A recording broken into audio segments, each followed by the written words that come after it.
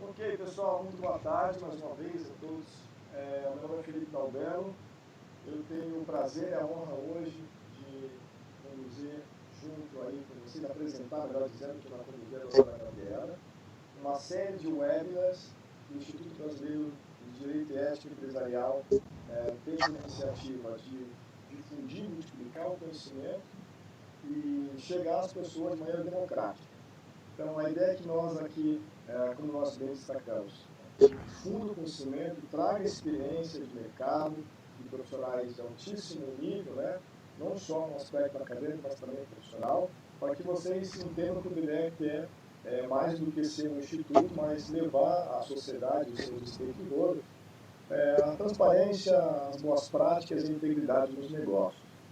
Então, o meu papel aqui como representando a diretoria de comunicação, mais do que nada, é falar um pouco do Instituto de para vocês, visitem a nossa página, conheçam um pouco mais de detalhe, quem não o conhece, e passar a palavra para a doutora Gabriela, que vai fazer as considerações desse tão esperado webinar. Eu vou ser muito sincero, eu não sou jurista, nem magistrado, aprendo muito, sempre destaco isso com vocês, sou administrador, e estava aguardando esse webinar, tá?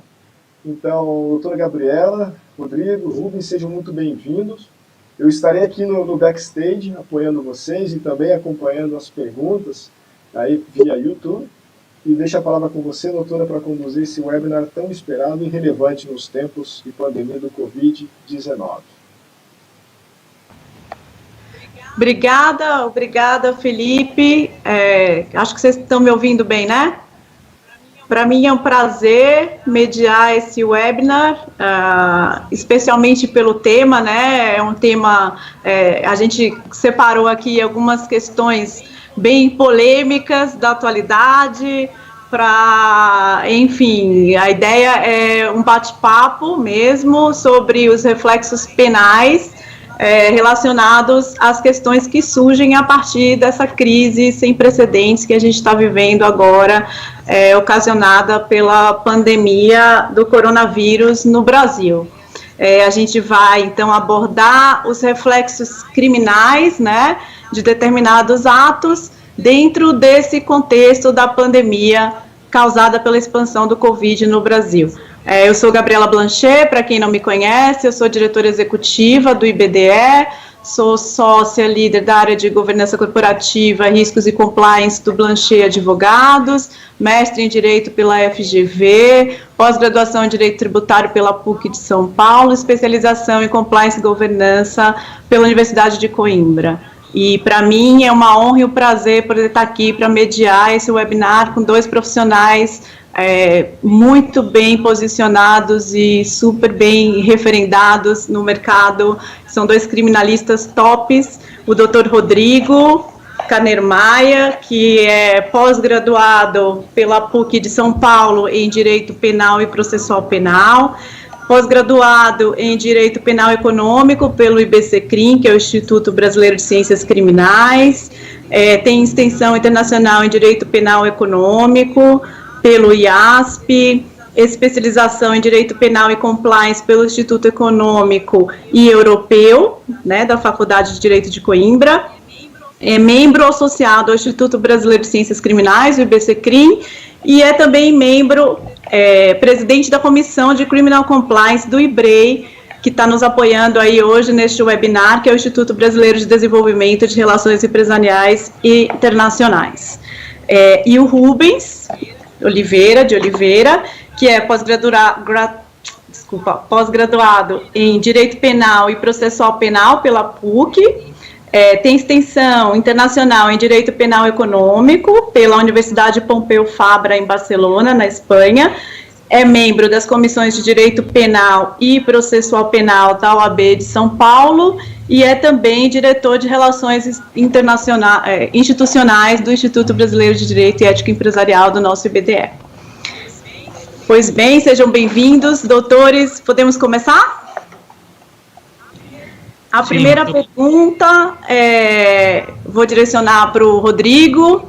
o Rodrigo, inclusive, escreveu um artigo recente sobre isso, sobre a questão da criminalização do não recolhimento do ICMS, né? O STF decidiu recentemente pela criminalização do não recolhimento do ICMS cobrado do adquirente da mercadoria ou serviço, desde que de forma contumaz, né, e com dolo de apropriação pelo contribuinte. Porém, em momentos atuais, né, que a gente está vivenciando com a crise do Covid-19, a gente sabe que numa situação de crise o empresário busca principalmente, né, a manutenção dos empregos e a preservação do caixa a qualquer custo, né, ainda que isso implique no não recolhimento de um tributo. Ao seu ver, Rodrigo, de que forma você acha que o empresário deverá atuar para que, ao escolher de forma consciente por não recolher o tributo durante esse período, ele não seja indiciado por crime tributário? Gabriela, boa tarde. Rubens, boa tarde. Felipe, boa tarde. Todos os membros associados do IBREI, do IBDE, o IBREI com carinho especial, ao qual eu faço parte. Agradeço ao Maurício, presidente. Gabriela, direto ao ponto, a gente passa há tempos por um movimento de criminalização do não recolhimento de impostos. Há tempos o STJ já se posicionou e o ano passado veio à tona essa discussão com a caneta do Supremo dizendo: olha, você empresário, seja de qual porte, você, se não recolher os impostos, agindo com dolo, essa parte, não querendo impor um juridiquês aqui no nosso webinar, não é a linha que a gente vai adotar, mas se você agir com pré-propósito de querer não pagar, você incidiria na figura criminal do não recolhimento do imposto, sendo um aspas sonegador. Pois bem, a gente vive um momento excepcional, e esse movimento excepcional inclui não só o recolhimento de impostos, mas a escolha até de salvar este ou aquele, e infelizmente o de pagar isso ou aquilo. Isso é fato, isso não é retórica de advogado, e é uma verdade da sociedade presente. Isso a gente via nos movimentos anteriores de governos de refis, de ajudar aos munícipes e contribuintes a pagarem para diminuir essa massa passiva de tributos, os quais os entes federativos, União, Estados e municípios passaram. Frente ao movimento do Covid, dessa situação de não poder abrir o comércio, de não poder abrir e produzir e comercializar e ter essa situação, claramente vamos notar uma maior tônica na criminalização ante o não pagamento. Mas será que isso é a linha que se adota na jurisprudência? Ou será que é crível do ponto de vista até humano, social, criminalizar uma conduta dessa? Vários artigos foram escritos, eu tive a honra de escrever junto com a nossa banca de advogados, foi publicado, e a análise da jurisprudência dos tribunais superiores, ela analisa uma situação. Será que a conduta que eu estou adotando é exigível? Eu não teria uma frente de escusa do direito penal chamada inexigibilidade de conduta diversa? Como que os tribunais se põem ante essa situação?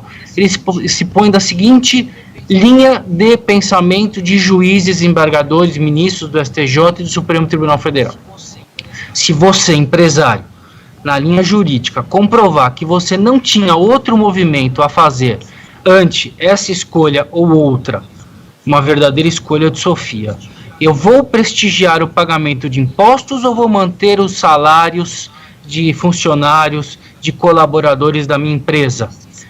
Nessa escolha bem documentada, disto ou aquilo, os tribunais, alguns, STJ, Supremo e o nosso Tribunal Regional Federal Terceira Região, e linhas de precedentes jurisprudenciais, têm dito o seguinte: olha, o advogado logrou êxito em comprovar que aqui o apelante, réu, acusado, seja qual for a denominação, não tinha outra escolha. Ele não pagou os impostos, não porque não quis ou quis ele não teve saída, ele preteriu ante o pagamento do salário.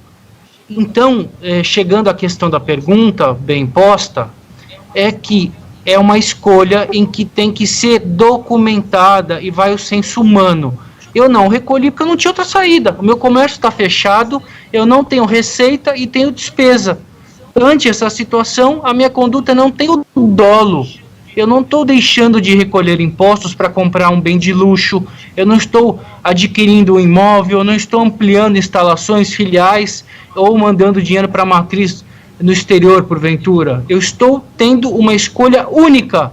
Vou manter os colaboradores no espaço de tempo, vou recolher os salários e não vou recolher os impostos. Será que isso tem crime? Eu tenho dolo? Não acho crivo ir por essa linha. A conduta é altamente culposa, indo muito além e aquém do pensamento. Não tem uma figura dolosa. Portanto, criminalizar uma escolha única de vida, ou melhor, sobrevida no momento em que nós passamos, eu acho que é o momento de sopesar isso, inclusive na linha jurisprudencial. Eu não tenho conhecimento ainda de algum julgado.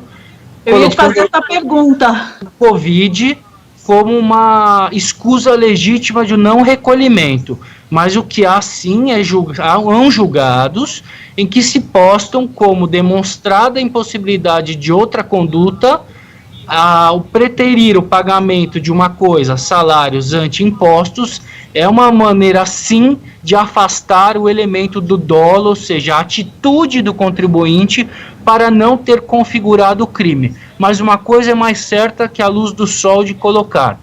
Esta linha de defesa não é também uma situação em que não enfrentaremos uma ação penal.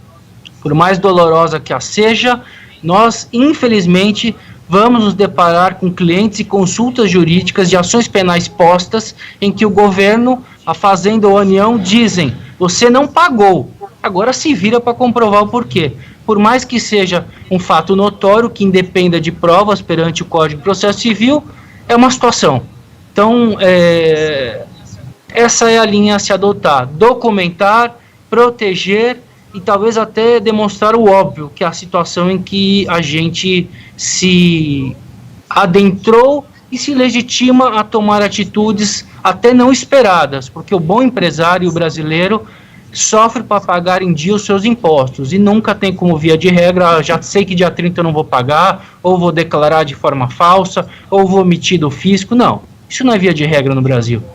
A gente não acorda para ter um movimento criminoso de montar uma empresa para sonegar ou fraudar o fisco. Não, ao contrário, o movimento é contrário e vamos ter que ficar atentos a essa situação. Muito obrigada. Gostaria de ouvir a opinião do Dr. Rubens a respeito. Boa tarde a todos. Muito obrigado pela oportunidade. Agradeço a querida Gabi aí pela mediação, agradeço ao Felipe pelo seu empenho com a comunicação do Instituto, agradeço aos membros do Instituto, ao presidente. Muito gratificante para nós estarmos aqui. Como o Rodrigo bem colocou, é uma questão com a vinda do Covid, vai demandar uma reanálise dos tribunais, em atenção ao nosso querido Supremo Tribunal Federal. Efetivamente, o que está posto no julgado agora comentado é uma questão de uma criminalização desenfreada do contribuinte, né? O que não vejo de uma maneira muito correta. Acredito que a crise pós-Covid-19 será intensa e demandará uma reanálise dessa criminalização ao empresário. Ótimo, muito obrigada. Bom, já que a gente mencionou, né, a escolha de Sofia, de fato esse tema está nos Trend Topics. Eu tenho recebido muita pergunta principalmente dos médicos que têm atuado no front, nos hospitais, lá na linha de frente nessa epidemia, e em tempos de Covid-19 existe de fato uma grande preocupação desses médicos com relação à escolha de Sofia, né, e a existência ou não de reflexos penais em razão destas escolhas, né? A gente sabe que a escolha de Sofia não é uma coisa nova, isso já é praticado no mundo inteiro, principalmente se a gente fala num cenário que você tem uma estrutura hospitalar e de saúde mais precária. Então, a gente sabe que essa escolha sempre existiu. Só que agora existe um holofote maior, né, com relação à escolha de Sofia, que é em virtude dessa expansão do Covid-19 no mundo inteiro. A gente viu, por exemplo, um exemplo real na Itália, que os médicos se viram diante de, não tiveram escolha, se viram nessa situação, né, de ter que preterir alguns pacientes em detrimento dos outros, inclusive os idosos. Então, a gente viu que na Itália os idosos não eram colocados em respiradores, esses respiradores eram priorizados para pacientes mais novos. E aí a minha pergunta, podemos começar com o Dr. Rubens, como você enxerga essa questão do ponto de vista penal? Existe alguma possibilidade de penalização em virtude dos médicos terem que fazer mesmo essa escolha? Gabi, a pergunta é muito pertinente, eu agradeço, né, no atual momento. Recentemente, a Folha de São Paulo, pelo meio do colunista João Pereira Coutinho, fez um editorial sobre a seguir denominado: por que salvar um jovem delinquente e abandonar um velho exemplar? Né? E em Londres, o Reino Unido, especificamente, o Instituto de Excelência em Saúde, fez uma portaria editando quem teria prioridade em casos como esse de acesso ao sistema de saúde. E aí, em primeiro lugar, vem os atletas. Né? Eu acho isso um tanto quanto inusitado e até perigoso, né? Porque você tem lugares que você efetivamente pode chegar uma pessoa jovem e uma pessoa mais velha, pode chegar uma pessoa que tem uma doença pré-existente, uma pessoa que não tem essa doença pré-existente. Então, eu acho que é muito difícil esse tipo de escolha. Efetivamente, a classe médica e demais da área de saúde estão bem expostas quanto a isso, né? Ainda mais num país como o Brasil, que o recurso é precário, né? A gente está vendo aí pela saúde. Mas, na minha opinião, esse tema ele não tem muito espaço para o direito penal. Né? Não há uma aplicabilidade penal nisso, por tudo que vem aprendido, né? Se a gente for olhar aí o núcleo do tipo, o verbo é matar. O médico entrou na UTI ou em qualquer outro com a vontade de matar alguém, né? Então, efetivamente, é uma questão muito delicada, né? Em outros países, salvo engano, a Alemanha, há uma previsão legal de que não tem nenhuma responsabilização para o profissional de saúde nesse cenário. No Brasil não temos, então ele efetivamente está adstrito ao nosso ordenamento penal, que seria aqui o crime de homicídio culposo. Mas também não vejo como o médico inferir nisso, né? O homicídio culposo na modalidade de omissão, né? O médico teria condições de ser omisso? Ele poderia um ato omisso na escolha? Olha, você fez uma escolha e foi omisso em detrimento da outra, né? Então, eu não vejo essa questão de direito penal abranger, mas é viável que alguém que venha a se sentir lesado, familiar, ou em caso de lesão a própria pessoa, venha solicitar uma demanda policial. Isso é viável no nosso ordenamento jurídico. E o que fazer? A nossa orientação é que isso seja efetivamente documentado, o procedimento pelo médico. Não basta um estado de necessidade ou a questão posta do Covid no país. Eu acho que, assim, a cadeia tem que ser muito bem escrita pelo médico. Olha, esse dia tinha isso, tinha aquilo, no prontuário médico, efetivamente, na minha hora, chegaram 2 pessoas, eu fiz uma análise, aquela que eu tinha probabilidade de mais êxito nos procedimentos de salvamento, eu coloquei à frente no único aparelho que tinha disposto na UTI que eu estava, né? Diante disso, minimiza uma eventual sanção penal. E, repito, na minha concepção, não há nem como iniciar uma investigação. Você não tinha indícios mínimos aí de autoria para iniciar uma investigação policial. Ótimo, muito obrigada. Doutor Rodrigo, nessa linha, né, da escolha de Sofia, como você enxerga essa questão? Gabi, eu vou discordar um pouco na linha do Rubens, no sentido único e exclusivo do ponto de eu concordo com ele, em 90%. Concordo em 90%, mas num ponto só, e talvez ele venha concordar comigo depois, ou eu mudar de ideia. Eu acho que há cabimento sim de penalização. O movimento, o direito penal nasceu, podemos estudar todos os doutrinadores, da época do meu avô até a presente data. Ele era para ser a última ratio, hoje ele é a primeira ratio. Haja vista a pergunta primeira, eu vou criminalizar quem não paga imposto? Mas isso não é direito tributário? Não, o penal traz à tona para fazer o cara pagar. É uma retórica, uma verdade posta.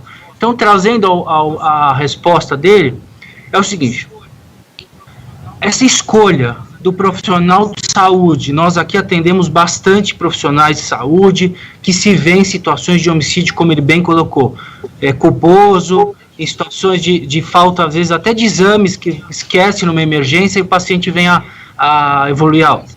Ok? A Espanha, visando a diminuir isso e a padronizar, montou uma cartilha.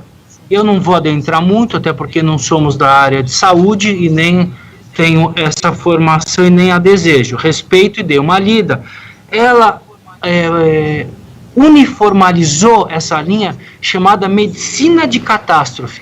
Ou seja, haja vista que tudo sai do controle. O paciente, o hospital, os aparelhos, os insumos, o Estado, o mundo está precisando de tudo. Ele padronizou através da medicina de catástrofe. E ali tem os guidelines para seguir do atendimento primeiro até a entrada no hospital, até a saída. E é muito interessante essa padronização. Por quê? O que ela visa? Ela visa a evitar justamente esse enfrentamento do direito penal a um médico numa situação de caos, de leitos com pacientes moribundos, falecidos, o pós-retaguarda de retirada do corpo não funciona, não tem, se mistura a tudo, e você tem uma pandemia, inclusive, a nível de saúde dentro do hospital. Voltando ao ponto, só quis colocar essa situação. Como que seria o iniciar de uma investigação de cunho penal na situação do médico adentrar nessa escolha? Ele tem possibilidade de ser processado criminalmente? Essa seria a minha única discordância pontual em relação ao que o Dr. Rubens disse. Sim.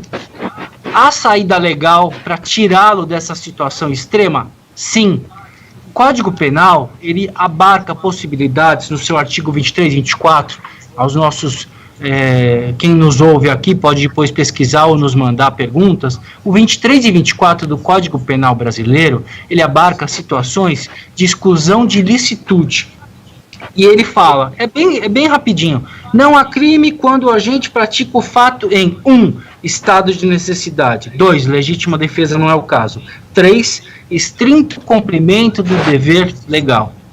Ante essa escolha de um paciente de certa idade ou de um novo, esse utilitarismo colocado e muito bem ensinado, quem quiser pesquisar, professor Michael Sandel, de Harvard, no curso famoso, um dos mais famosos do mundo, chamado Justice, ele escreveu no estado de São Paulo, falando sobre isso. O mundo passa por escolhas, inclusive dos bens, vida. Mas será que isso é para se escolher? É. E justamente, Gabriela, esta escolha e tirar o direito penal de atuação do profissional de saúde da linha de frente, ele tem que fazer um balanço de exatamente ser o mesmo bem jurídico tutelado. Portanto, eu entro no campo penal e saio dele da mesma forma, entre aspas, quando eu vou preterir uma vida a outra. Nessa situação, pelo artigo 24, se encaixa e eu neutralizo por esta atuação. A gente não pode esquecer que nós não estamos em condições normais de temperatura e pressão. Nós estamos no caos. No caos. E essa escolha justamente faz com que este direito penal possa vir afastar a imputação do direito penal colocado a este profissional de saúde. Então, retirar a atuação do direito penal, eu não acho que de pronto é uma linha de raciocínio, falar, não, ele não vai ter uma atuação penal contra ele por essa escolha de saúde. Vai sim. Ótimo. Nessa linha, eu aproveito, então, para encaixar mais uma pergunta. A gente sabe que existe uma escassez, né, de leitos de UTI no Brasil, sim, no mundo inteiro, especialmente quando a gente está falando de uma pandemia, né, e no Brasil especialmente. E aí surgem aquelas questões que imagino que vocês já estejam acostumados aí, do médico receber de repente lá no hospital uma ordem judicial determinando a internação de um paciente na UTI.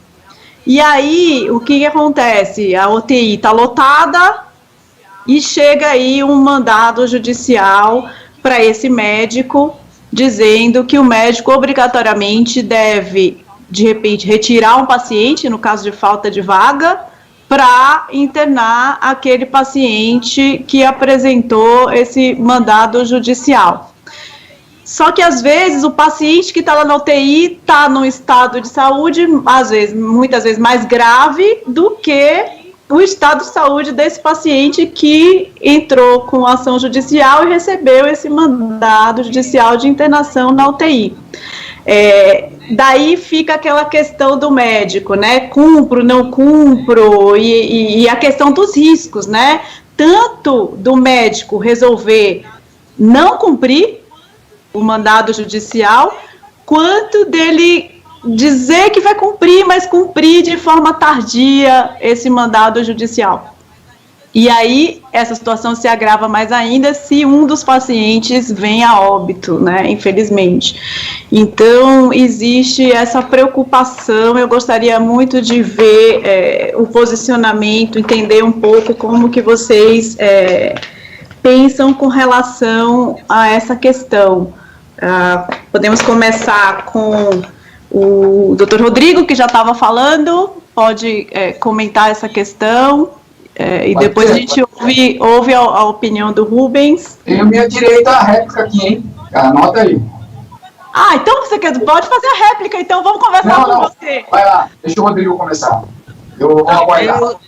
Primeiro, eu gostaria de pedir desculpa a todos, porque o sonoro do telefone foi claro que saiu no webinar, mas isso é fruto do direito penal aplicado. É alguém com problema que está ligando no escritório. Então, desculpe a todos que ouviram o telefone. Entendemos e compreendemos. Pedimos desculpas aqui, mas tocou, enfim. Gabi, eu já tinha adiantado no item 2, e vou voltar à prática que a gente passa no escritório. Existe uma linha administrativa que permite, nessa situação colocada por você, na pergunta terceira, chamada vaga zero. A vaga zero, ela é diplomada, vamos assim, pelo Conselho Federal de Medicina. Eu já passei por isso na prática, uma médica que submete médicos de todo o município e estado de São Paulo a essa situação, em que liga numa situação de extrema urgência e se indaga a questão: tem vaga? Estou com um paciente, e na prática é uma coisa muito interessante. Não do ponto de vista interessante, obviamente, de ver o sofrimento dos outros, mas a dinâmica. Você liga para o hospital, de Barretos liga para o Hospital das Clínicas e fala assim, tem um hospital com AVC, tem um paciente de São José do Rio Preto com AVC, uma isquemia, eu tenho que transferir para São Paulo. Aí a pessoa em São Paulo pega e fala o seguinte, não tenho vaga. Não interessa, eu estou falando em larga escala, de um jeito da gente bater um papo. Não que não interessa para o direito penal ou administrativo, mas é assim, envia. O CFM diploma toda esta cartilha da vaga zero. Justamente, nunca se poderia antever essa situação de pandemia, mas isso já dá um norte de como se coloca numa situação dessa extrema de falta de vaga, do que se pode fazer. Bom, voltando, do ponto de vista, é desobediência? Pode estar sujeito o médico à desobediência? Pode. Isso que eu ia perguntar, ele pode estar sujeito a uma prisão? Pode, mas a gente tem que voltar alguns degraus dessa análise. Ela é intitulada como um crime de menor potencial ofensivo, ou seja, rito sumaríssimo. E ela advém de uma situação de alguém que descumpre uma ordem de cunho judicial. Isso no dia a dia se vê do cumprimento de uma empresa que recebe um ofício do funcionário que deve alimentos, por exemplo, e num abate do olerite. E será que o diretor financeiro pode ser submetido a esse crime de desobediência? Sim. Mas vamos voltar algumas casas e alguns degraus dessa análise do ponto de vista médico-epidêmico. Teríamos que fazer uma análise do artigo 13 do Código Penal. O que é o artigo 13? Crime omissivo impróprio. Essa pessoa ele é garante, ela pode ter a palavra final no cumprimento? Ele é um médico socorrista, recebeu um ofício, ele nem sabe o que é isso. Ele está cuidando de vidas. O diretor do hospital que tem ciência disso, pode? Sim.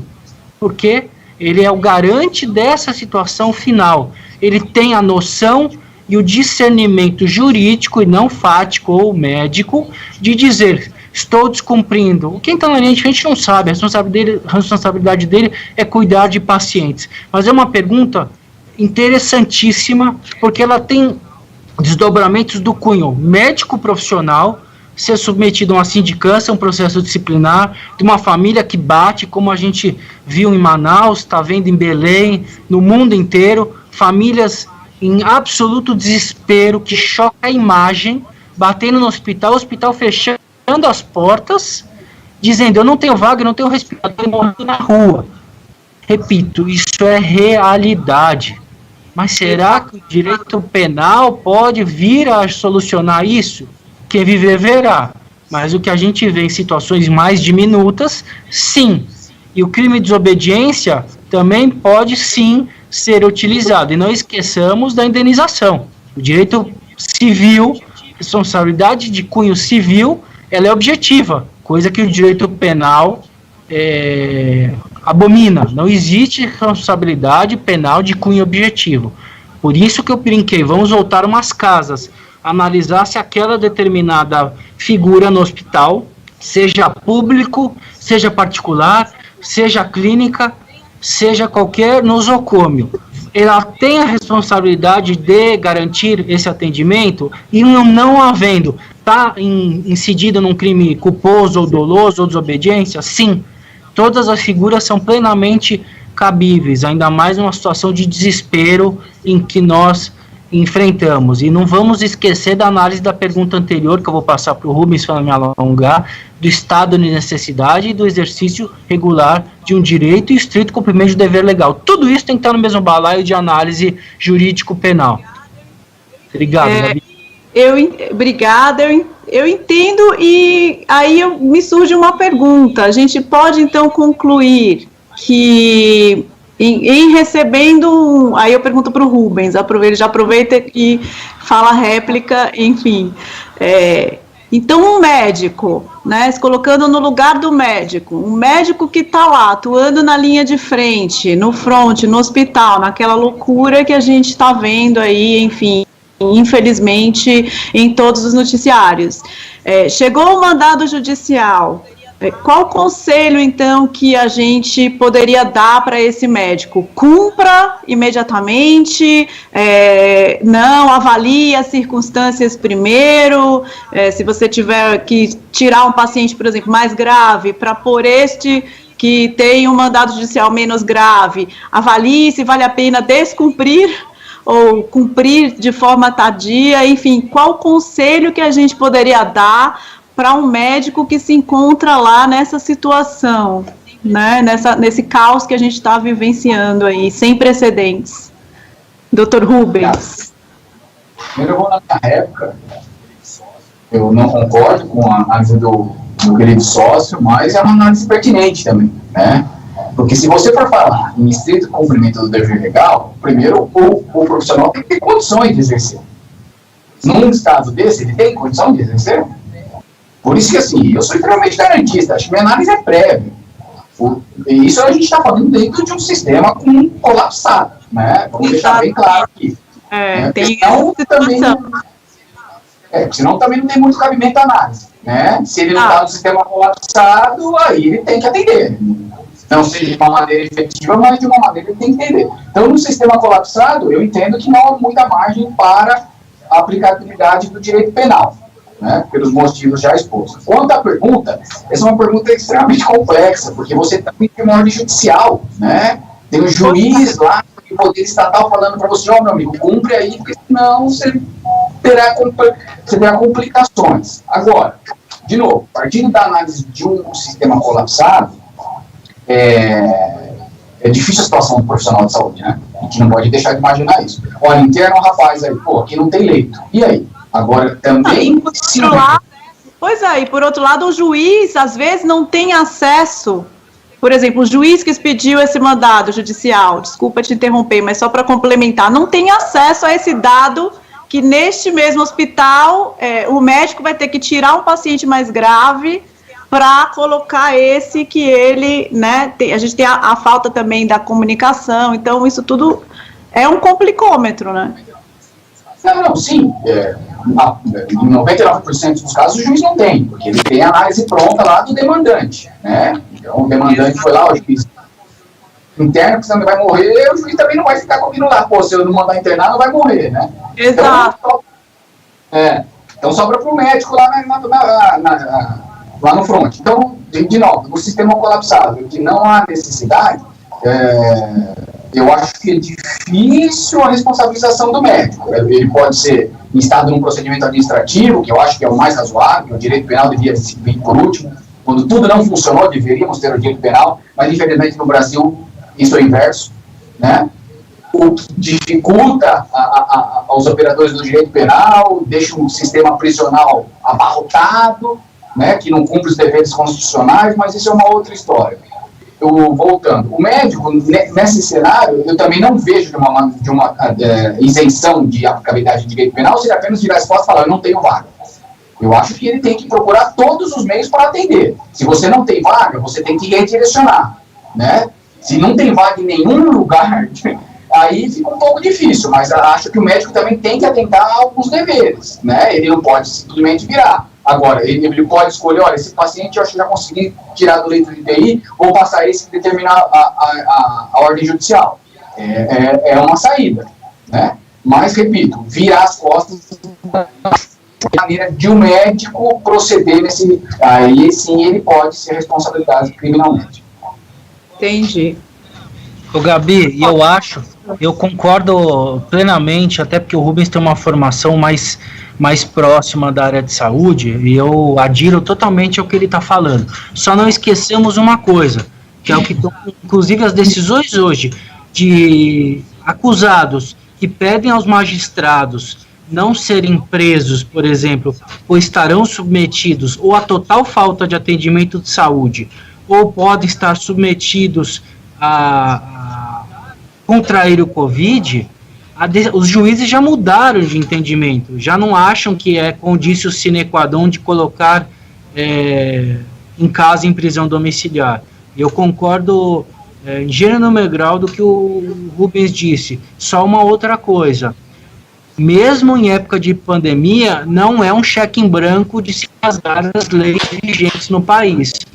Nós não estamos em estado de sítio, por mais que, do ponto de vista fático, estejamos, mas não é uma excusa para não cumprimento da lei. Isso que é o mais triste. Está tudo valendo. Desobediência, homicídio culposo, doloso, os crimes omissivos, quando você tem condição, juramento de Hipócrates, que os médicos fazem, que é muito sério, e eles o fazem de maneira clara e objetiva. Faço o possível para atender tudo e a todos.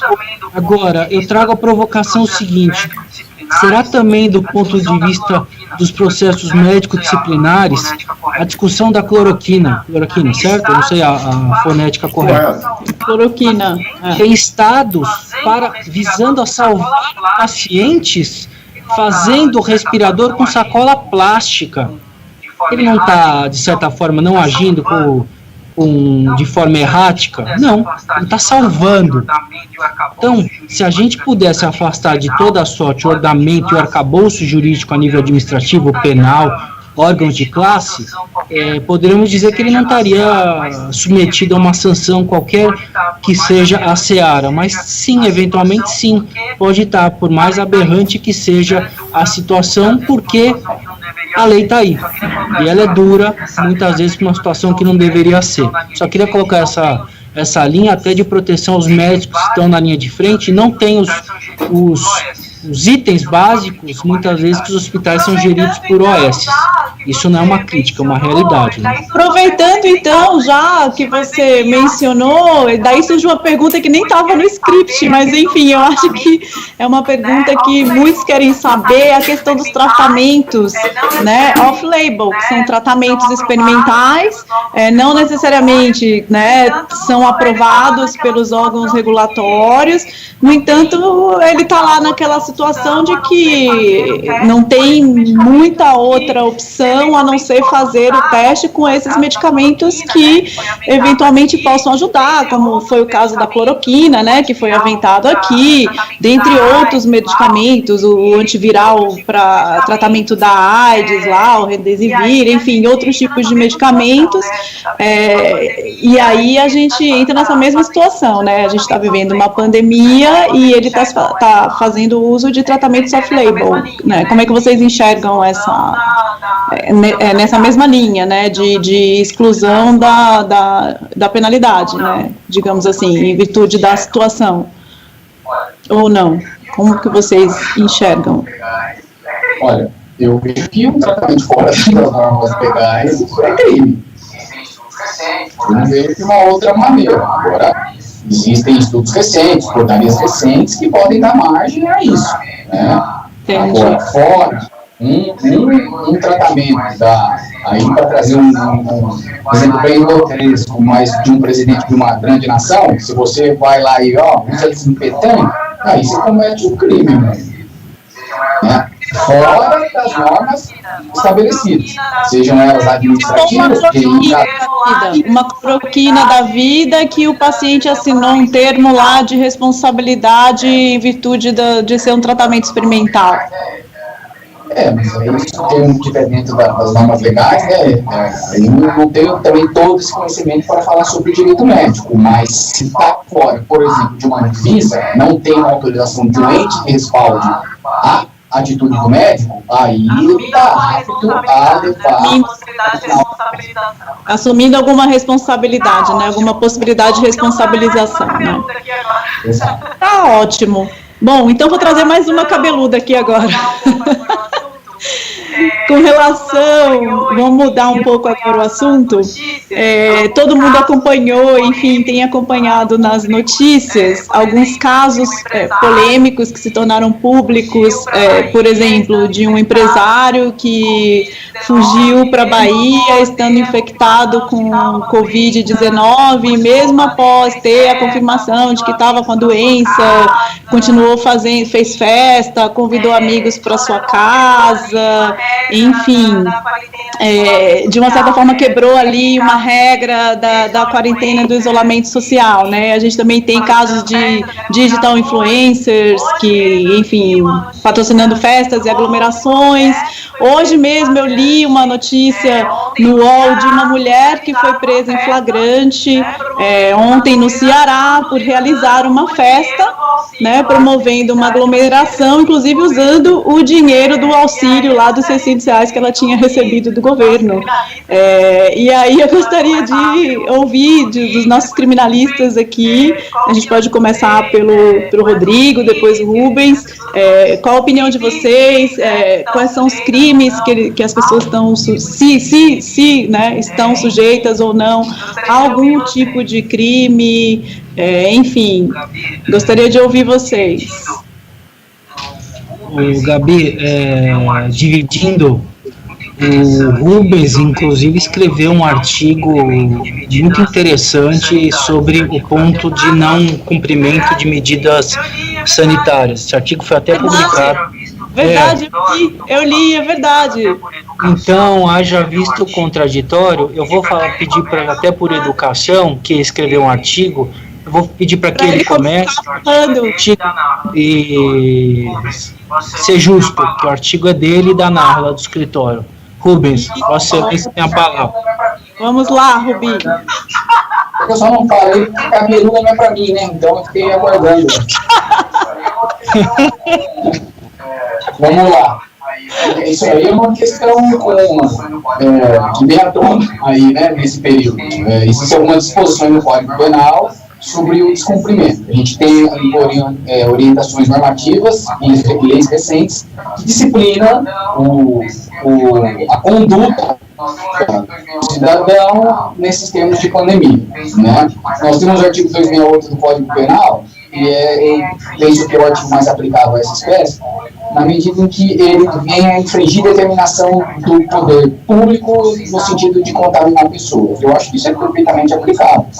Se você está num ambiente, amigos aqui vão discutir que precisa do dó, enfim, se você está num ambiente em que tem um aumento significante da doença, que efetivamente há esse risco, né, de você contaminar as pessoas, eu entendo que ela aí dá margem para uma sanção penal. Fazer festas, a participar de aglomerações, né, indubitavelmente ela pode responder também.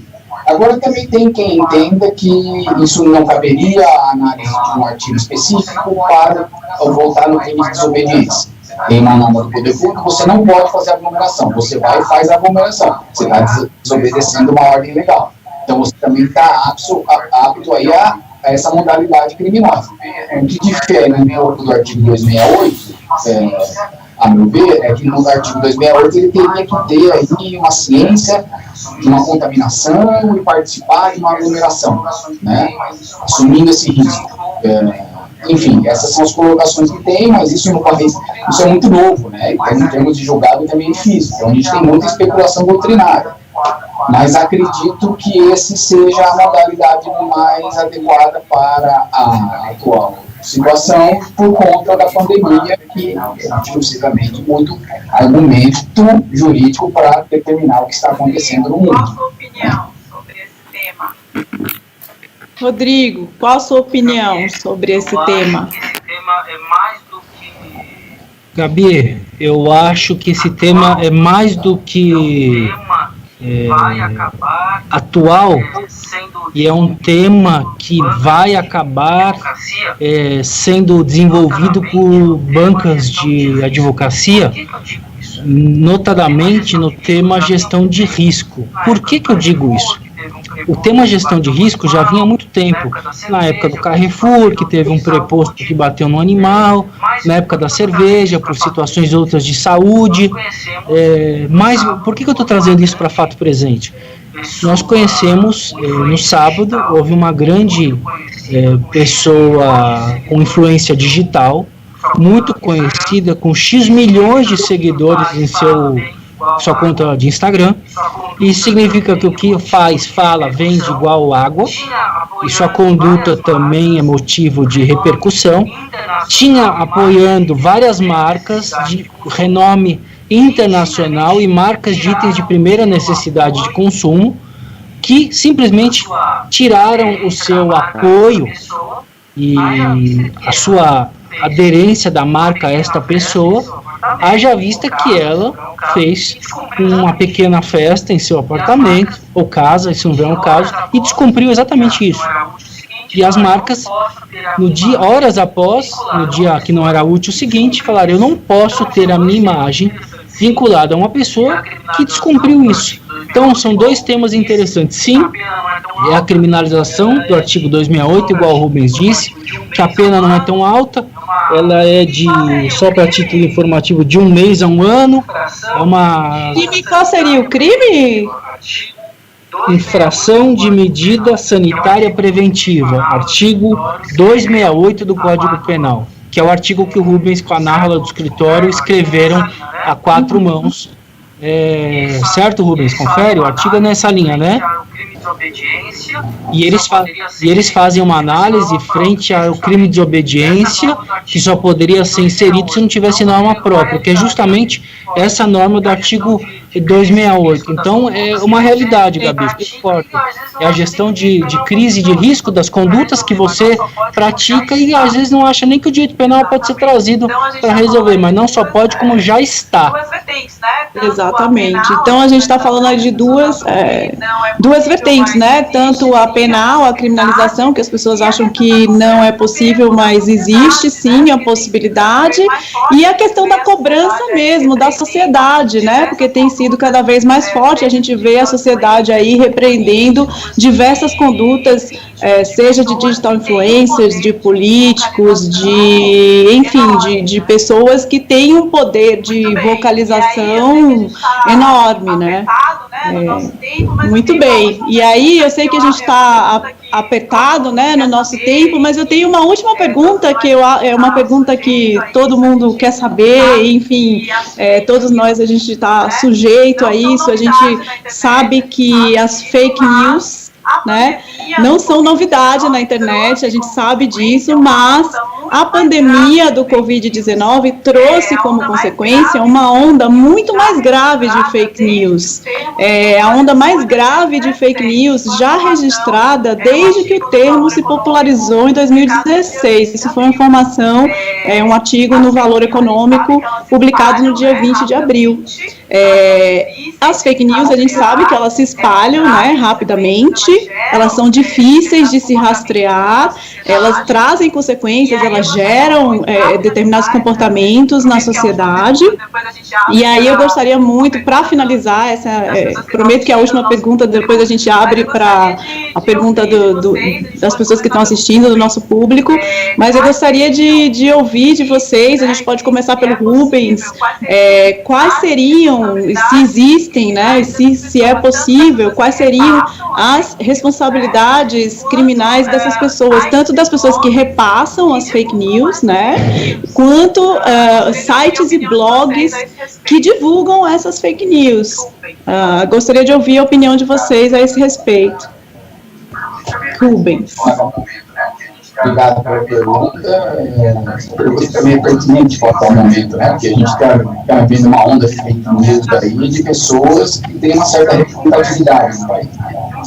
Então, isso é extremamente complexo, né? Na medida que a gente não sabe onde chega, a pessoa que recebeu a notícia tem o conhecimento de interpretar, se a pessoa que recebeu a notícia, ela vai tentar uma fonte oficial, ela vai tentar ver se aquilo é verdadeiro ou não, e começa a republicar e dissemina, né?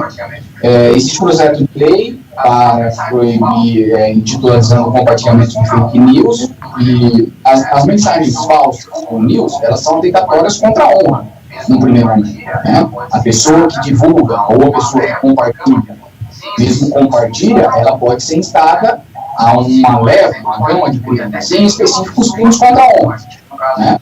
Você, por exemplo, pode atribuir até crime a uma pessoa que não, a gente, no caso que a gente defende, que em dado momento ela tem um descompasso em um ambiente de trabalho com uma outra pessoa, e isso aí acaba combinando uma coisa muito complexa na vida dela, porque as redes sociais, a rede social foi invadida, republicou para contatos próximos, teve dispositivo invadido e propalou uma série de verdades. né? E isso efetivamente prejudicou demais a pessoa, né? Tanto em sociedade como no trabalho, na própria casa, né? Então, é uma coisa hoje que é muito premente essa criminalização, né? Então, não há uma criminalização específica, mas, assim, aquele que elabora, sem dúvida, né? Se ele elabora uma notícia, tendo ciência que ela é falsa, com o intuito de correr, ele tem um dolo, a consciência e vontade de praticar o crime tremenda, seja de difamação, seja de calúnia, seja de injúria, né? E volto a repetir, e até por orientação, sempre se preocupem com aquilo que você vai compartilhar. É muito importante. Hoje tem um monte de grupo de pessoas de infância, às vezes chega e quer ver aquela discussão acalorada em cima da notícia, depois você vai ver a notícia nem é verdadeira, né? E aí muitos compartilharam, e aí vem a questão, você ensina no crime, se você compartilhar uma coisa contra a honra ou atribuir o crime a alguém, você vai ser punido penalmente. Rodrigo, quer complementar? Exatamente o que o Rubens falou, é muito simples. Se você... Gabi, exatamente o que o Rubens falou, é muito simples. Se você, É uma questão pontual. tirando os projetos de lei que estão em andamento nas casas legislativas, é uma questão pontual com uma pergunta idem pontual. Você compartilha uma injúria, você vai ser submetido a um processo criminal, uma interpelação judicial, uma queixa-crime de injúria. Idem a difamação e a imputação de crime de calúnia com contornos um pouco diferentes. E a indenização. Não esqueçamos de coisas do direito de sigilo da fonte do jornalista, processar um blog ou pedir investigação nessa linha é uma coisa mundialmente muito difícil e complicada. Então, ter cuidado do que se dissipa, do que se passa, do que se transmite. O WhatsApp, há uma semana atrás, compartilhava uma notícia para uma pessoa, justamente visando evitar se compartilhar fake news de saúde. É uma questão pontual da pandemia, agora já abriram para vários, mas é isso. Exatamente, as próprias redes sociais, se você perceber, o Facebook, já tá, o próprio LinkedIn já coloca lá, aqui tem, nesses sites existem notícias sobre o Covid-19, são notícias confiáveis. Exatamente. Inclusive houve uma decisão judicial há um tempo atrás, responsabilizando o administrador do grupo de WhatsApp. Não sei se vocês lembram dessa decisão. Né? Exatamente. Exatamente. Bom, Queria chamar o Felipe aqui de volta. é isso, a gente está aberto agora para perguntas. Queria chamar o Felipe aqui de volta para trazer para a gente aí, eu não sei se houve perguntas. Estou aqui, pessoal, Felipe. boa tarde. Na realidade, estamos fazendo, aqui antes de qualquer coisa, agradecer a vocês, mas não terminando aqui o webinar, esperando que os nossos participantes aqui contribuam com alguma pergunta. Nós fizemos aqui, abrimos, digamos assim, a sessão de perguntas, vamos ter um pouco aí de, um pouquinho mais de paciência. Eu esqueci de falar, né, que para fazer as perguntas podem ser feitas pelo chat lá. E eu esqueci de falar, né, que para fazer as perguntas podem ser feitas pelo chat lá do YouTube, né? Vamos dar mais alguns minutos aqui, os parabéns a todos. Aí, José Guimarães, nosso querido aí, dando parabéns. A ID, muito boa discussão desse assunto paramédica. A Marcela também de Oliveira Santos, contribuindo. Obrigado, Marcela. Ou seja, tem o Sinésio. Tivemos uma audiência muito boa. E estamos tendo, no caso ainda, né, vamos dizer assim.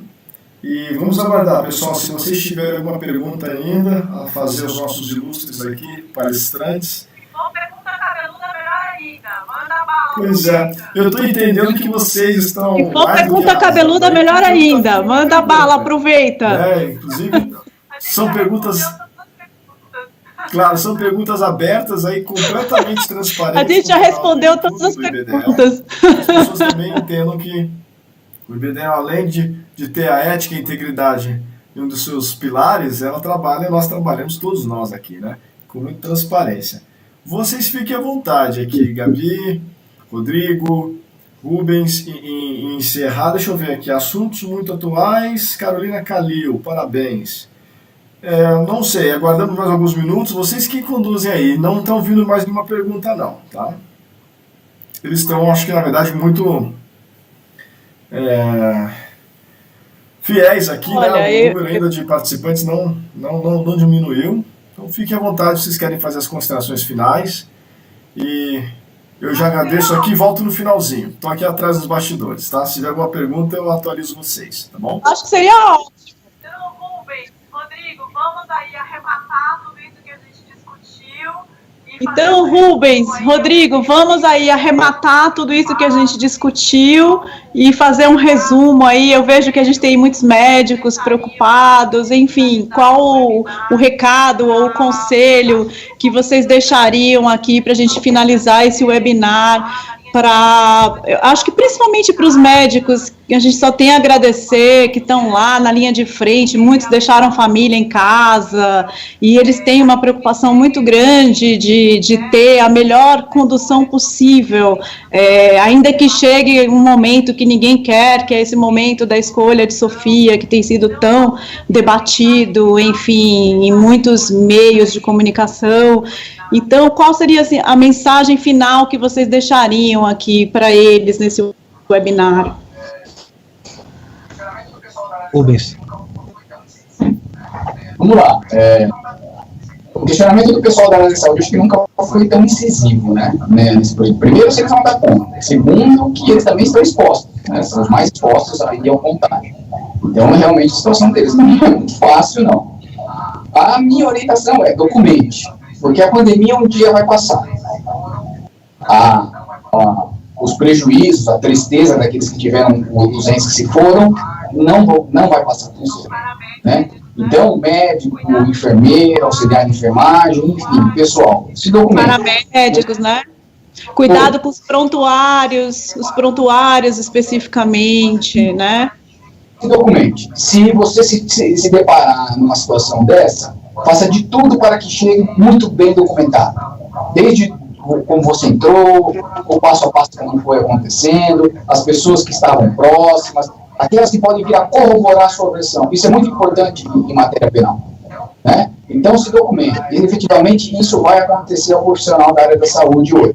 Então, que ele tome certos cuidados, certas cautelas e consiga depois demonstrar que isso, efetivamente, foi o máximo que ele conseguiu fazer. Eu acho que a documentação primeiro. Rodrigo. Qual é a saída para evitar problemas? Eu acho que a documentação primeiro. Qual é a saída para evitar problemas? Contrate um bom advogado. E o recado aqui passado é o seguinte: ninguém espera e nem queremos que fique essa mensagem de que um médico na linha de frente, numa situação que ninguém atende a dor de cabeça e é um caos, pode tratar de um hospital de primeira linha ou de um hospital público, igualmente de primeira linha também, mas ninguém quer que o médico pare na frente do hospital e pense: será que o direito penal vai me atingir? Não, muito pelo contrário. A nossa função é trazer elementos que no pós-acontecimento possam adentrar na conduta do homem médio, seja ele advogado, seja ele médico. E aqui na questão da pandemia, ao ponto de vista de saúde, fica com uma tônica mais forte. Mas exatamente isso, a documentação, que nem o Rubens disse, você disse, os prontuários. O prontuário não é uma coisa que você tem acesso, você precisa de decisão judicial para ter acesso ao prontuário. E o prontuário é o raio-x do que aconteceu, do primeiro atendimento aos exames ministrados, ao que foi solicitado, qual é o quadro que foi exposto pelo paciente.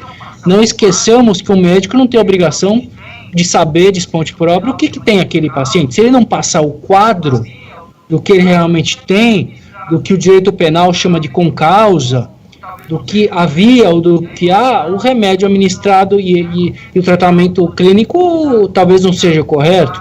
E aí voltamos à discussão: será que o direito penal pode ser utilizado como via para resolver isso?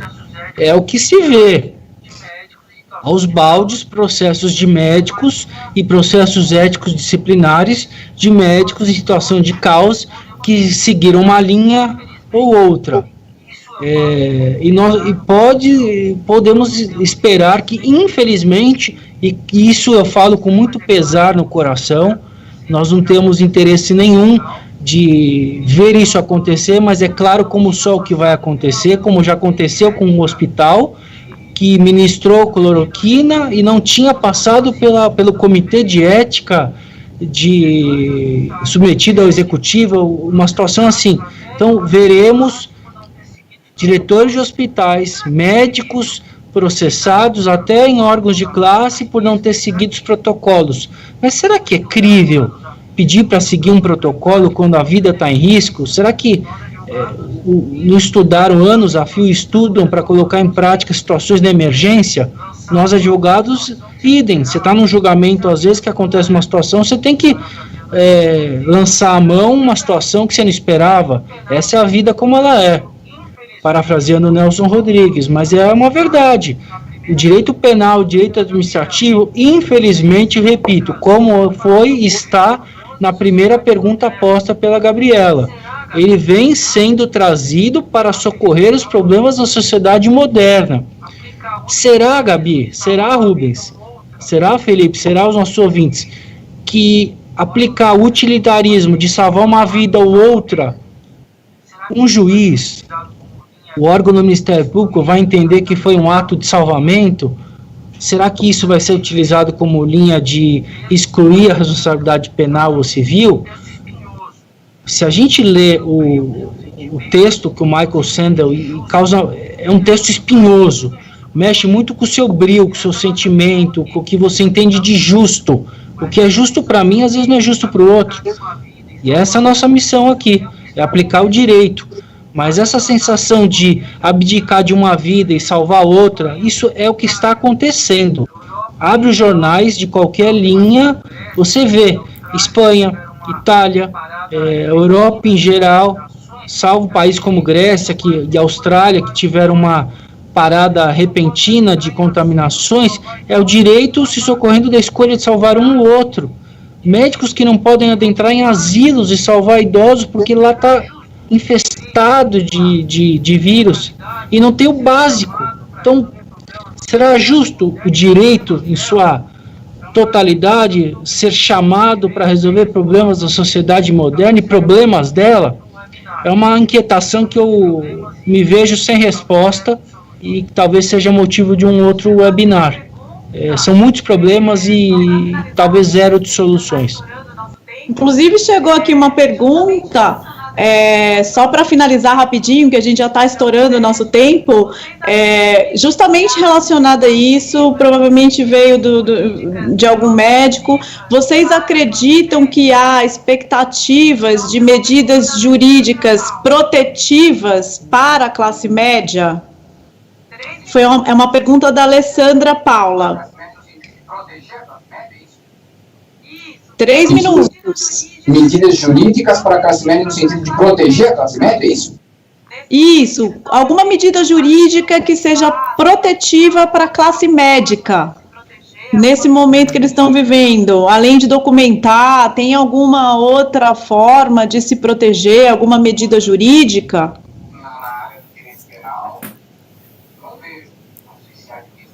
Olha, na área do direito penal, não vejo. Não sei se administrativamente, via Conselho Federal de Medicina, isso pode, assim, infelizmente o direito penal, no nosso país, ele é movido pelos acontecimentos. Na verdade, não há uma previsão, né, disso. Agora, diante de tudo isso, as consequências da responsabilidade penal do médico, na questão de leito de UTI, de atendimento de infectados, vem a se tornar uma coisa muito complexa, acho provável que o legislativo acione alguma coisa, como já há em outros países, no sentido de isentar o médico da responsabilidade penal nesse cenário.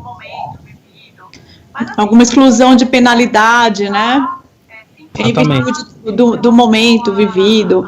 Mas, assim, o importante é documentar, se informar com relação às medidas administrativas e, enfim, tentar evitar a prática de qualquer ato que possa depois, né, ser tipificar algum tipo de crime, ou, enfim, eu acho que talvez seguindo nessa linha e buscar sempre orientação. Eu imagino que nos hospitais privados eu sei que tem um jurídico, sempre tem pessoas do jurídico à disposição para ajudar com relação a qualquer dúvida, né, que os médicos tenham relacionada a qualquer procedimento que eles tenham que adotar durante essa crise. Exatamente, Gabi, é o dever de reportar, é o que a gente passa em situações do dia a dia da advocacia. O médico vai ter que, como autoblindagem, vai ter que reportar. Se é uma situação fora do esperado, ele vai ter que reportar ao diretor clínico, ao hospital. Não tinha EPIs básicos para o atendimento, estou com X profissionais contaminados ou submetidos e passa para o corpo clínico. A partir do momento que você recebe uma informação, você tem que passar para frente para quem tem o dever jurídico, que eu volto à questão do artigo 13, de resolver ou responder por isso. Não tem jeito. É se reportar, avisar o problema que está acontecendo. Exatamente. Bom, gostaria de agradecer ao Rubens de Oliveira, ao Rodrigo Carneiro Maia, obrigada pelo webinar, agradecer ao IBDE, né, na verdade, parabenizar o IBDE por essa atitude de compartilhar conhecimento, né, que eu acho que é fundamental num momento como esse, principalmente de questões importantes e que ainda a gente não tem um posicionamento, né, definido de para onde vai, né, como vai, enfim. Gostaria de agradecer também o apoio do IBREI, na pessoa até do Rodrigo, que contribuiu bastante aqui para o nosso webinar. Obrigada, Felipe, pela organização e, enfim, seguimos em frente. Felipe, a palavra está com você. Não sei se o doutor Rodrigo e o doutor Rubens querem também fazer as considerações finais, os agradecimentos, mas antes de fazermos os nossos finalmente em caráter institucional, doutor Rodrigo, Rubens, alguma consideração? Queria, na condição de presidente da Comissão de Compliance do IBREI, colocar Eu queria, na condição de presidente da Comissão de Compliance do IBREI, colocar o espaço institucional do Instituto, na pessoa da nossa comissão, do presidente, agradecendo também ao nosso sempre Instituto Apoiador, na pessoa do Rubens e da Gabi, o IBDE, na condição do seu presidente também, que nos ouve e fala por chats aqui, com perguntas muito inteligentes, e que a gente, os três, incluindo a mediadora, que é muito inteligente também, estamos à disposição de questões, inclusive tem uma questão de cunho tributário, que nós três podemos responder depois. O José Luiz Passos de Araraquara, um grande amigo também, não vai ter tempo aqui, mas eu queria agradecer o espaço e estamos abertos para essas questões do dia a dia, não só epidêmicas, né? Obrigado, Felipe, pelo seu apoio também, incondicional, para que isso que parece fácil não é para acontecer. Também só tenho a agradecer a todos, agradecer a Gabi aí pela mediação, agradecer meu sócio pelo conhecimento, agradecer ao Instituto pela confiança, aos participantes, né, que é muito importante os participantes, desejar boa sorte para a classe médica aí, que não terá tarefa fácil a partir de agora, e estamos aqui para ajudar sempre, com qualquer tipo de propósito, né? Felipe, obrigado aí pelo apoio. O pessoal acha que fazer uma questão dessa é só se sentar lá, vamos sentar em cada cadeirinha, aperta o play do computador e sai. Não é, né, Felipe? Bom, muito bem. Então, eu te agradeço e, pessoal, muito obrigado a todos. Obrigado mais uma vez, doutores, doutora Gabriela, pela condução. Sempre uma fonte, vocês todos, de verdade, de inspiração, de reflexões e aprendizado. Algumas mensagens e considerações finais aqui, porque como o Dr. Rubens, Rodrigo e Gabriela bem comentaram e disseram, destacaram, nós não faríamos esse webinar se não fosse naturalmente o interesse, os inputs e a manifestação de vocês associados e a sociedade de maneira em geral em querer transformar a nossa realidade do país, em querer ver um país próspero, né, pulsante e naturalmente numa direção democrática e crescente, não, né, do que a gente vem assistindo nos últimos anos. Então, nós também fazemos aqui e contribuindo da nossa parte, cada um contribuindo com a sua parte. Queremos destacar também que o IBDE, junto, né, na liderança do nosso presidente Edmo Neves, junto com a diretoria, inclusive aqui, nossos diretores aqui falam, estão reformulando e trazendo para esse ano 2020, para os próximos anos, iniciativas digitais e presenciais. Então, eu convido todos vocês a visitarem nossas páginas, mas sobretudo a página institucional, para que conheçam um pouco das nossas iniciativas, além do webinars, teremos cursos, teremos publicações, entrevistas. Então, é uma forma que nós acreditamos também e convidamos vocês a se associarem conosco, poder somarmos força nessa direção que a gente tanto quer para um país melhor. E mais uma vez agradecer a todos vocês aqui presentes, seja no YouTube, seja também por outro canal, que a gente acabou abrindo o link no Instagram, que foi em caráter teste, mas funcionou muito bem. E vocês não sabiam, mas acabou funcionando muito bem. Pois é, vão ter outros canais. Então, à medida que o IBDE cresça com todos vocês, e vocês são parte disso, vamos continuar multiplicando o conhecimento. Pessoal, obrigado a todos. Então, agradecer ao iStep, que é a nossa agência que dá o suporte, como o Rubens bem destacou, doutor Rubens, obrigado. Não é simplesmente ligar a câmera e fazer o webinar, tem todo um apoio. Vamos deixar aqui o nosso imenso e muito legítimo agradecimento ao IBREI, que mais do que um parceiro aqui com a presença do Dr. Rodrigo, faz militância também da integridade e as boas práticas de governança, risco e compliance nos negócios. Obrigado a todos, fiquem com Deus, se protejam e aguardem até o próximo webinar. Obrigado, queridos. Tudo de bom para vocês e sucesso. Obrigada. Tchau, tchau. Tchau, até logo. Até logo. Obrigado. Felipe, tchau, tchau. Tarde a todos.